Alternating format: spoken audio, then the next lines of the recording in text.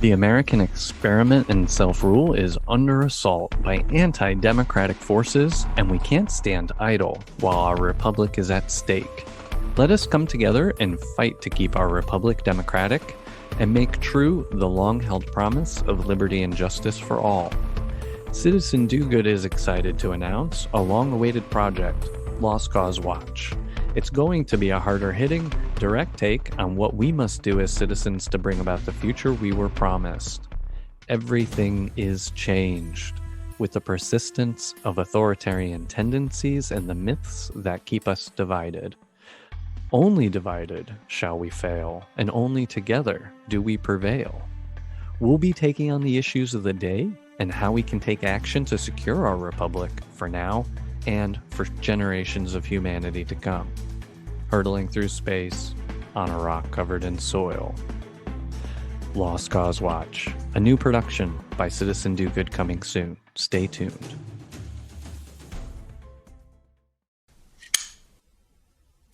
Okay, guys.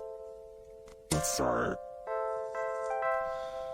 In times like these, being a citizen is a big job. Thank you for joining us to celebrate the virtues of self-rule and debate the state of our republic. Welcome to the Citizens Prerogative Podcast. This is the voice of your nerdy host, Michael Piscatelli, and we are blessed with a co-host whose passion for our republic precedes him everywhere he goes, Raymond Wong Jr. Thank you. I feel like I'm giving birth to a baby today. Yeah, ahead of this episode, I think we're going to have, you may have listened to an intro for an upcoming show called Lost Cause Watch. We're hoping you all will stay tuned, and we'll be reaching out to some of you to get some early feedback. But I digress. Today, we are still working on back to basics, and we're going to be talking about food. So we're in season 2. I believe if I've got the numbering right, it's episode 30.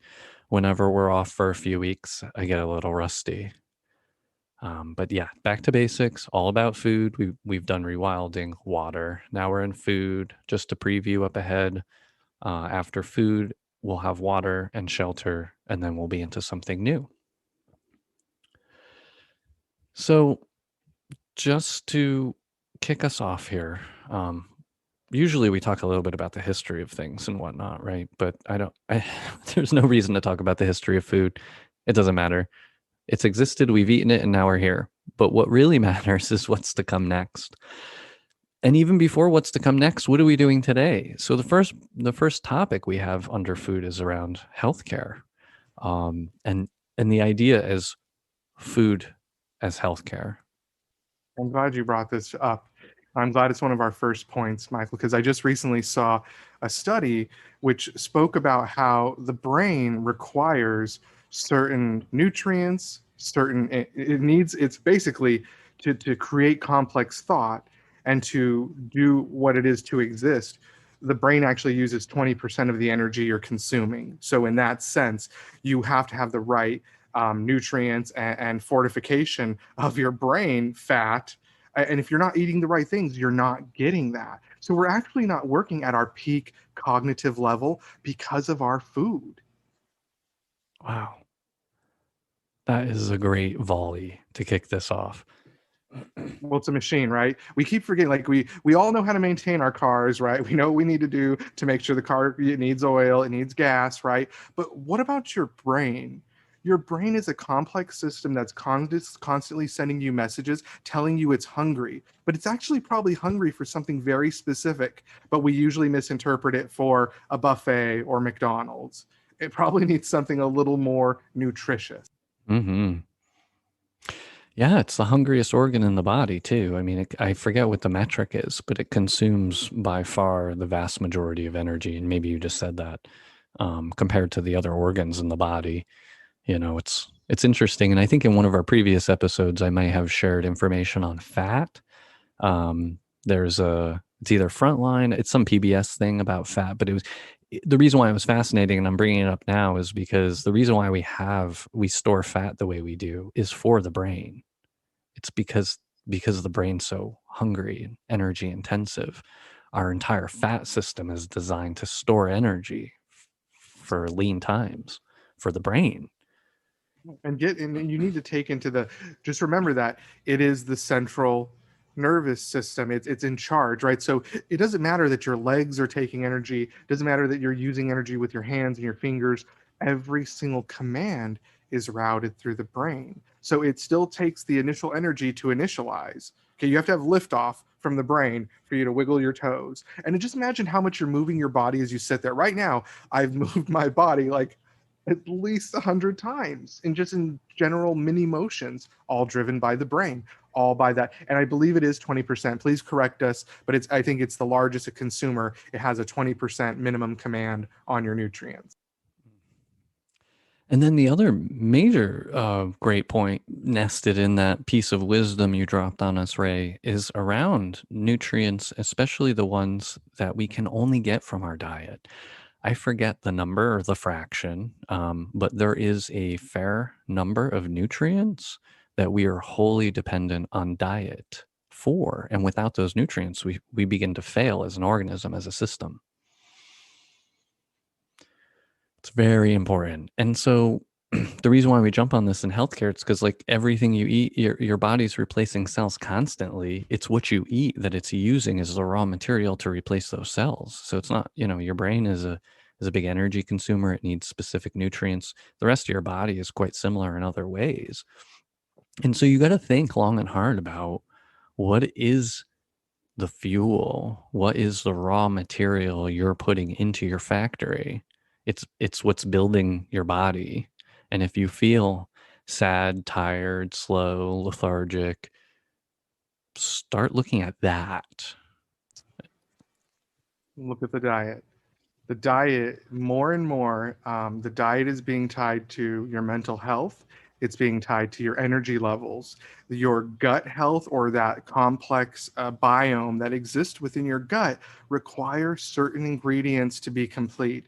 And you just have to think about it as if, you were more holistic, more wild. What would you come across? And there's one way we can do that. I don't want to pivot us to rewilding, but imagine if I walked out my front door and my neighbors have the best grapefruits. They know I have the best zucchini in my yard, but my neighbors right next door have the best grapefruits. The neighbor across the street has fresh, apples that they're growing, cherries in the other neighbor's yard. What if within your neighborhood, you can still go get your fast food, but conveniently within your neighborhood, we have rewild front yards where people share produce. There isn't a food problem because we have more than enough going around. And this isn't a new concept, ladies and gentlemen. Victory gardens, I don't want to bring them up again, but we've spoken about them in the past. The government has been concerned in the past that we didn't have enough food availability. So having your own gardens and having this availability of fresh produce. And I don't know about you, but I think vegetables and all those, they look beautiful when they're blooming, and there's like vegetable plants look beautiful, especially when they're finished, and then it renews itself. So I jumped right into rewilding there, Michael, but I think what it gives us is that food is healthcare, which means there is a need for both accessibility through the government or just through our own neighborhoods.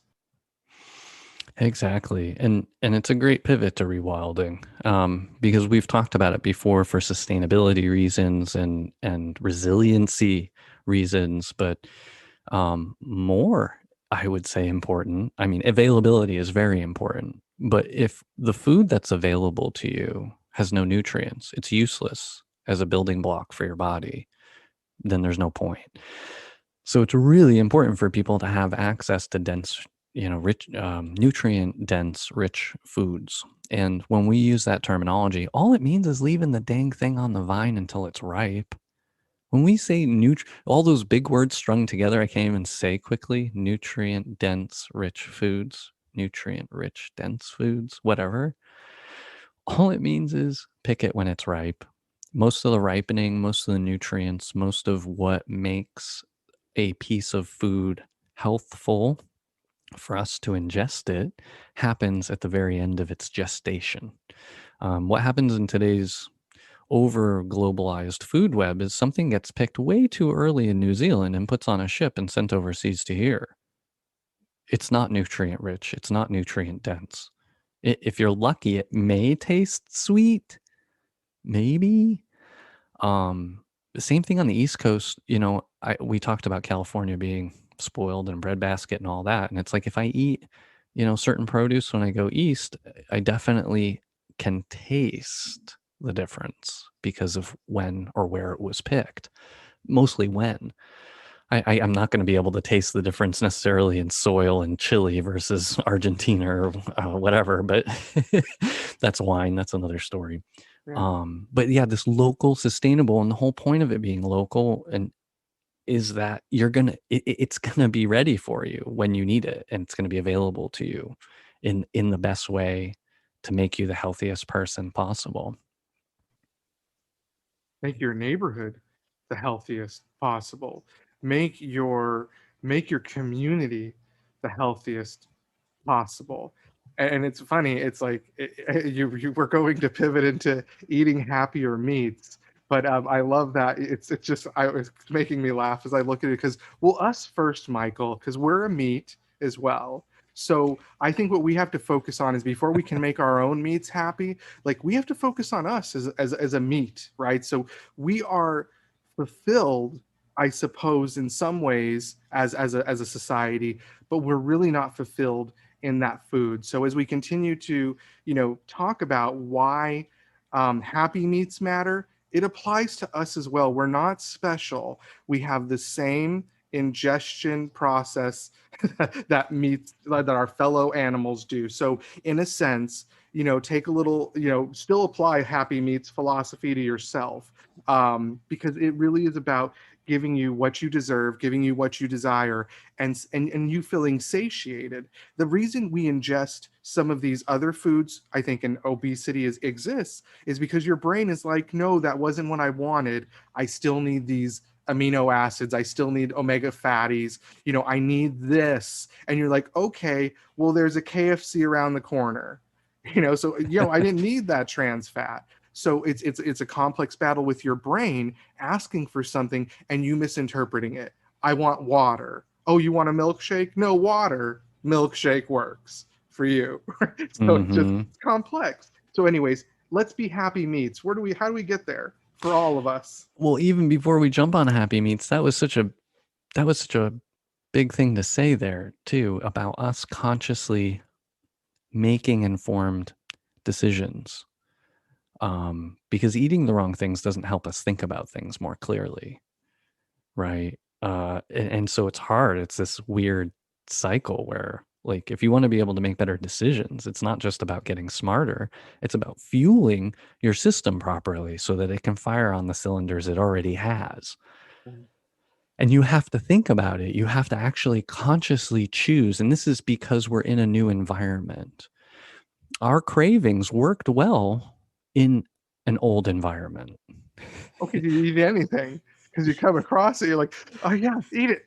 It's fast, it's quick, and guess what? That was a bug before. It was a raw something from nature. It probably wasn't even cooked. Even if it was cooked with fire, it doesn't matter. It was still something raw from nature as opposed to what's coming, like you said, from fast food. I found this. It was moving. Okay, let's eat it. I Eat think it. that was the rule, right? Was it moving? Yeah, eat it. Eat it. Yeah, you didn't want to eat. I don't know. We probably stopped eating dead things a long time ago. Yeah. No, I'm thinking that was the first rule, Michael. I'm thinking when rules came about for us, one of the first rules was, is it moving? Eat it. Eat it. Is it not moving? Don't eat it. Don't eat it. It's going to kill you. That was the first hand motions, probably the first words. Oh, I love it. Why not? And happy meats make happy people. We're going to put that on a t-shirt. Oh my gosh, it works. Like happy meat. You'll like it. Try happy meat. We're gonna yeah, I like it. I think so. I think happy meats are free meats. I don't know if it's possible, right? But I don't know where you're going with it, Michael. But for me, happy meats are meats that are coming from a more sustainable and free range situation. So like wild animals that we gather appropriately. So the wild cows come in for the milking if they want. Yeah, free range. Like these animals have as good as a life as they can, as opposed to the slaughter and the big gray. Like if you go look on Google Earth, you can see the massive, disgusting farms that these poor animals, some of them live in, versus the happy cows. We call them happy cows that live free range, eating green grass. Excuse me. And they probably experience love in their life. And I know it sounds weird, but honestly, all of these animals experience emotions. We know that matter of factly. And we also know from studying humans the complex chemical processes that occur in our brains when we're under stress, duress, and especially for extended periods of time. Like we can handle it in moments. All animals are designed to do that, to handle it in moments for survival. But animals that live in extreme conditions and suffering and poverty, I suppose if we had an opportunity to study North Koreans after that place opens up, we will see humans similar to how we see some livestock. And it's inhumane. And then when you eat an animal that's suffered all of its life, you're eating its suffering. And I'm not saying it spiritually, although there is something metaphysical about that. Mm-hmm. You're eating all of the creosine, and that's probably the wrong word. It's it's that stress hormone, that negative stress hormone that we all cortisol, and whatever, and then how the body responds to all that cortisol. And so when we say you're eating the suffering, you're really literally, in the biology of that animal, you're eating the life of its suffering, versus the happy cow when you're eating it got omega-3 fatty acids from eating green grass. Little do people realize, we always say, oh, fish oil, salmon, you need to get your omega-3, omega-6, whatever fatty acids. Well, guess what? Any animal that eats green grass all of its life is chocked full of the same nutrients, is just as healthful. But our cows are not. They're No. fed corn, and they're fed fodder. They're not even fodder. evolved. They can't digest corn. How would they find corn? We again, don't lose it, because Michael. First, let's go back really quick. We did create the cow, right? And we designed it. The human beings designed it to trim the grass. Okay, they designed them to eat the grass, to eat the wild fields and the untrimmed, and that's where and this is something we created, and yet now we're trying to create a monster.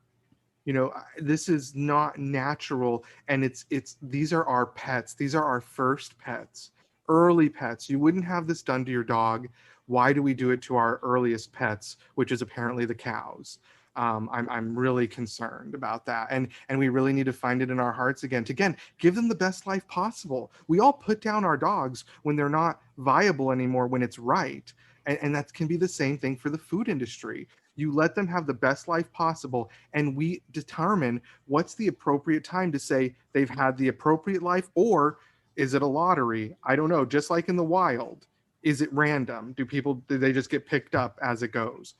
That's not for me to answer. It's the food industry. Right now, their answers are wrong. But I'll let us move on. I would love to see the science behind that. Like, at what point is a cow aware that it's going to be slaughtered, and how do you hide that from it as long as possible? And you would do it like a lottery or something, maybe. Who knows? I'm thinking of Chicken Run now. Or I think, honestly, one of my dreams has always been, and we're going to eat up a lot of time, is a chicken habitat. You've known me a long time. I may have, but a free range chicken habitat. And what would happen is there'd just be a predator, right? There would be a system that comes, and they'd be aware of this predator, and the predator would come and pick up. And it'd be mimicking nature, right? You're just using the natural, how it would happen in nature, but exactly. Chickens that couldn't get to the trees in time, because what chickens do in their natural environment, I don't know if most people know, but when they crow, the roosters call the chickens to the trees to hide for the night, and then they tell them when it's safe to go out and hunt for food. So the rooster is all about calling the chickens to them to hide in the trees or hide wherever they have a safety zone. So that's about bringing in and sending out the hens, if you will. Wow. And so that's how their society runs in the wild. I only know this because I went to Florida, and there was a wild chicken community that's been there for generations. So, and they all hide in the trees, right? They call them in. And it was really interesting experience, but same thing, right? So you just create that predator environment. And why not? I don't know any other reason why. Will it make or profit. The only reason why we ever don't do things the right way Profit. is because of a motive that overrides our better senses. Profit. Convenience. Convenience, Convenience. right? Bring back the butcher. So we still have butcher methodology or the butcher philosophy, right? We think that once the local butcher is returned, we've returned to a more holistic way of living and Yeah. eating, right? When you Meet the can see butcher, that pig, meet the farmer, meet the butcher, know where it comes from. You have a different level of respect and awareness and awe, right? In a way, there's you a lot really of space appreciate. available. It's gratitude. Yeah. I mean, we talk about generally, oh, we need to go cultivate a gratitude practice. Why? Because we lost it.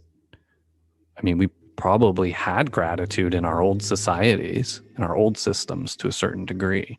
You were thankful. You saw the whole pig. You understood that it came from a living animal, right? There was that connection. The children could think about it. So we're talking about food, and now we're saying that it's a drug for people, right? And I think that when I say drug, food is a drug for people, it's actually also only because of convenience. I think the same thing. If you had a local butcher as convenient as McDonald's, you would probably do things differently, right? The local butcher is gone. It just doesn't exist and we need it back. But Yeah. now all of these replacements, so your therapy, because I do think that therapy is therapy. Michael, I'm on the opposite side of therapy as a structure, but you're right. Food is a replacement for that human connection you make. If I go into my local butcher, it's going to take time to chop up that animal. You're getting that human exchange, that human connection. You're building a bridge. I think that you get therapy from all aspects of life, including professionals, but also that connection. But if you walk into a grocery store, you grab your bread, you grab your meat chunk wrapped in cellophane, and you walk out the store, you have no psychological. And now there's a checkout, right? Automated checkout. So Yeah. you don't even have to talk to anyone. You have zero chance to experience the human condition. No, it's so strange. This whole concept of convenience is divorced us from our fellow humans. I was just having a conversation recently with friends about this because it's like there's a whole generation of people that would rather order something through an app than walk up to an open window in front of them. And it's like, ooh, okay, that pendulum is swung. We got to see what we can do about that. And it's the opposite of what you're talking about. We need to rewild ourselves, bring us back to each other. Convenience has really divorced us from humanity, from each other. It's very interesting. Why don't we, before we jump into the next one, and thank you, because I'm not going to touch any further on the food being a drug and replacement for therapy, because you've touched on it as much as I would have, and I appreciate that. And it's something for each of us to examine of our own, because I have a sweet tooth, and that's something I have to deal with. But let's have a break. Let's hear a word from our sponsor. Here's a message from our sponsor, Citizen Do Good. Fulfilling a dream where all possess an intrinsic love for self-rule that is reciprocated with free speech and equal justice under our laws. Citizen Do Good values the promise of all of the amendments to the Constitution along with the original core documents. Taken together, they form a framework and an operating manual for our republic, and it provides us the means to change with our times. The time is now to deeply re-examine our current implementation of governance for the dawning of a new day. We are a proud sponsor of Citizens Prerogative Podcast, a major partner in spreading the good word about civic love and the power of change for us all. At Citizen Do Good, we want to empower all citizens to participate in their republic in a reconstructive way. With that goal in mind, we need your help to stay on mission and grow this community. Please rate the podcast with 5 stars on iTunes, through the app on the web, or on your device. If you don't feel you can give us 5 stars, let us know why on our sponsor's Facebook page, Citizen Do Good. Also, make sure you join our newsletter at citizendogood.com. You'll get updates every couple months on all of our antics, not just the podcast. While you're there, check out the shop, which has specialty merch and provides a way to make a one-time contribution that helps us pay for production and hosting. Feel free to share any suggestions you have directly through the Contact Us page. Thanks for your support. So coming back, let's roll forward into the 80-20 rule. So I'm trying to maybe some of this is solution-y now moving forward, but 80-20 Mhm. rule, it's pretty good, right? I don't know that I just thought of it last night to apply to this scenario, and it seems to work. So eat what your body needs 80% of the time so that you can be free to really enjoy savoring that most deliciously unnecessary and decadent 20%. And maybe 20% is too high. I don't know. I mean, it's tough to say, but I'll give it to you that I like it because we are dividing. We're way higher than 20%, but we only have the decadent on the weekends. We're trying to limit it to. So I feel like that's almost in line with your model, except with only 7 days in a week, we're definitely higher than 20. Yeah, we can refine this over time. But for me, I think the most important thing, there's a psychology in here that I conditioned myself with. And it's this idea that I try to make everything taste really good. So I use a lot of seasoning. Salt can be your friend as long as you don't have problems with salt. But generally, once you start taking control of everything you eat, and when I say that, it means maybe not eating fewer meals from a box or from a restaurant and more meals where you acquired every ingredient individually as a raw item. So think about like a salad versus a microwavable meal, just as examples. I'm not just the difference between those two things from a processing perspective.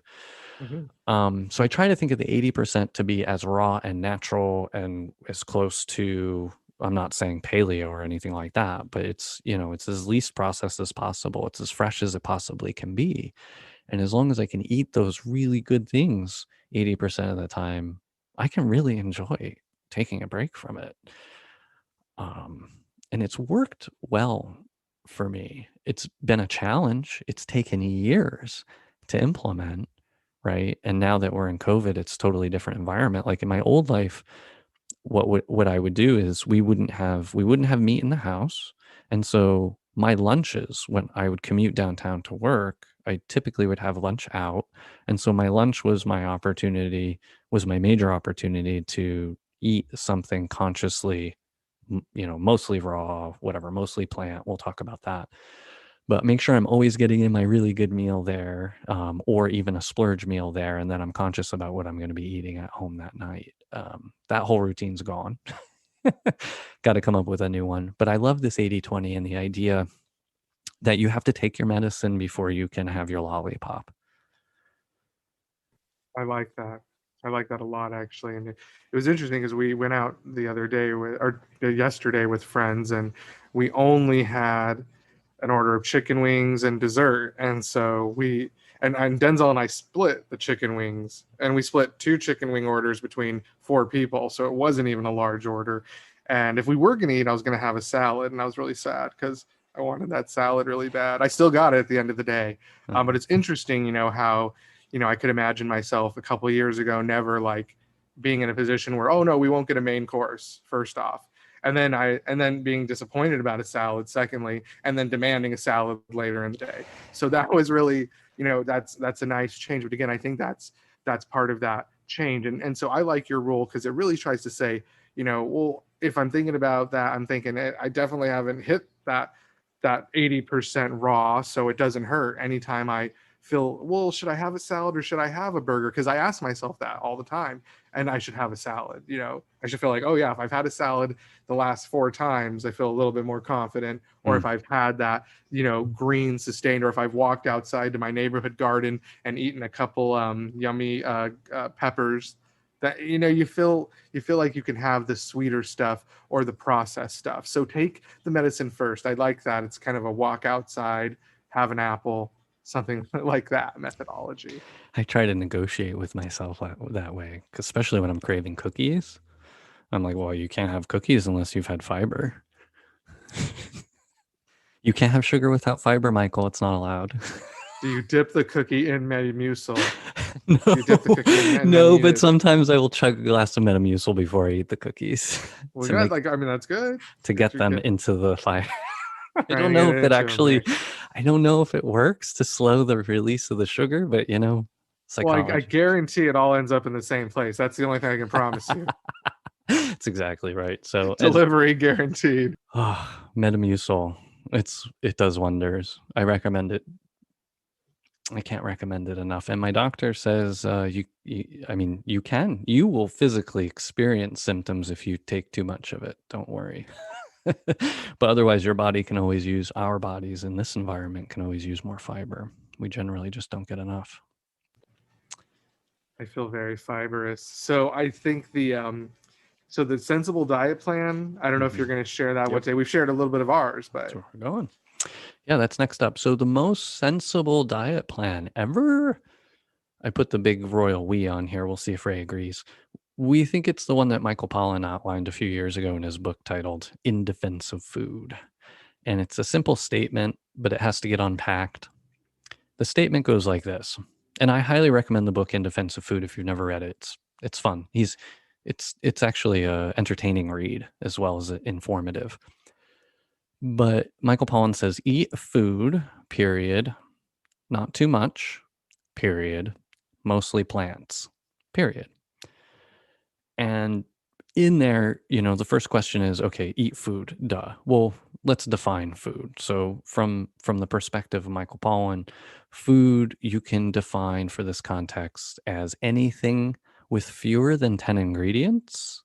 And no, that's zero. No ingredients that your great grandmother wouldn't recognize. Say like hydrogenated soybean excrement or something gross like that. So you can still eat out of boxes, if you shop in the aisles in between the produce and the other end of the meat, everything in the middle is basically in a box, either in a freezer or on a shelf. And you have to start reading the labels. Now, keep in mind, those labels are wrong. Generally, there's very little regulation about what's required to be there or holding people to account. But do yourself a favor and read those labels, because once you start not eating anything with more than 10 ingredients or things that your grandmother wouldn't recognize, you're going to just be healthier for it. I also hear that there's a new book Michael Pollan put out there, Food Rules. I guess in there he offers more common sense rules for eating. I think there's about 64 of them, it says here. In fact, there are 64, and they're all thought-provoking and some laugh out loud funny. I haven't read it yet. That's quotes from the website. So, first of all, eat food, not too much. There is a certain amount of calories that we only need. But the funny thing is once you start eating mostly plants, when you eat mostly plants, it's really hard to eat too much. Like, they all pretty much come with fiber, and so that fills you up, and then they're chock full of nutrients, so your brain's not asking for a Frosty. It's a very fascinating phenomena. And it's not good for the fast food industry. So it's bad news for the fast food industry, and it's bad news for big meat as well. Yeah. If you start putting plants in and you start seeking more local sources, farmer markets, etc., it's a boom for the local economy. And Let's climate change. We Yeah. have to eat less meat. We just have to. I mean, yeah, okay, you're going to convert over to Impossible meats. That's not making you healthy. We can talk about that another time. But keep in mind, all of these meat substitutes aren't necessarily designed to be nutrient-rich foods to deliver. They're simply a replacement for a fatty burger. Just because it's plant-based, it's highly processed. So that's that grandmother thing in there. Like, if your grandmother doesn't recognize it, it probably came out of a factory or a chemical plant. So don't eat it. Don't. It's not food. It wouldn't be defined as food based on that definition. So I know we're going to run a little bit over time, but we're going to leave you with a couple little points on this. So only eat food, not too much, mostly plants. And think about mindfulness. Try and introduce, I'm being conscientious about this in my own life and recent studies, trying to be more mindful about introducing, Ray, like to the point you were making, that human connection. That human connection is a moment, and and it is healthy for our minds. What is also healthy for our minds is for us to slow down and take the time to prepare our foods. Like if you think about evolution, you think about how much time we've spent in the concrete jungle versus the natural jungle. We've been here for very little time. And we're evolved to spend time, invest time with our food to make it a ritual in the preparation and in the consumption and even the cleanup, which is the part I hate the most. But be present. It's important for us to be present as we eat. And I'm saying it now through experience because I've been the person who's eating a burrito while working and drinking Mountain Dew at the same time. To now this person that will turn off the TV and everything, and I will sit down with my food, and I just sit with my food and my thoughts, and I try to focus on what each bite tastes like. What does it feel like? Chewing this or whatever that. And then maybe I think about the next meal and how I might change something or whatever it might be. But I try to invest myself in that moment, in that experience. I try to listen to my senses as much as possible and try to make it a ritual. And it's a decision. Like it's a decision I have to make. Every time I sit down and eat, I think, okay, no, let me not put on Bloomberg TV right now. Let me actually pay attention to the meal I just made for myself. So there's something very healthful for us when we engage with our senses and take time and not rush onto the next thing. We can have a mindful practice by intentionally investing that time in our meals. And eating as its own all-encompassing activity. It can be, it should be. And then when we're sharing it with others, it becomes even broader and more expansive, right? And we get to talk about the meal together. It's not merely a side dish to conversation or a distraction from performing another task. We should be mindful when we eat or prepare food or pick our produce, right? You keep talking about going to the garden. All I can think about is how mindfully engaging that would be, having to walk through and feel and touch and smell and figure out which of these fruits or vegetables is actually ripe and ready to pick. We were always farmers. We were farmers until the 1900s. That's right. We all were. We all have that roots. No, nobody was special. Nobody had any.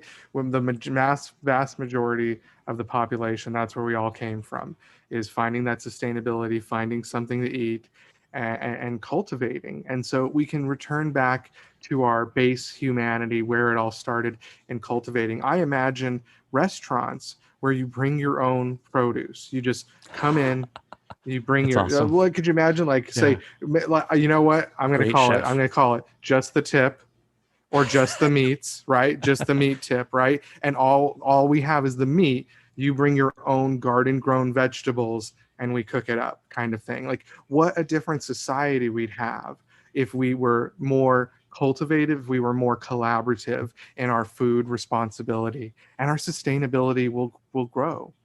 What a great business. I'm getting goosebumps thinking about how good someone could feel having a business like that, connecting people and food. Do you like just the tip or is it the meat? I don't know. It's also stimulating. And that's going to do us. I think we go out there Yeah, on a high I don't note. think I could even tie up a closer on that one. You couldn't top that one, could you, Raymond? Oh, I guess it was your own point, so why should you top yourself? We have been your hosts. Thank you to Mr. Raymond Long Jr. And thank you, Mr. Piscatelli. This has been a garden of thought. It's been something, that's for sure. For information on this and other episodes, head over to citizendogood.com and click on podcast. While you're there, hit up the contact us page and leave a comment. We'd love to hear from the community. Special thanks to you, our listeners. We saved the best for last. You are the best and have been for years. Thank you for your support. We know it's painful and we love you. Intro music sampled from OK Class by Ozzy Jock under Creative Commons license through freemusicarchive.org. Other music provided royalty-free through Fizzly and Studios Inc.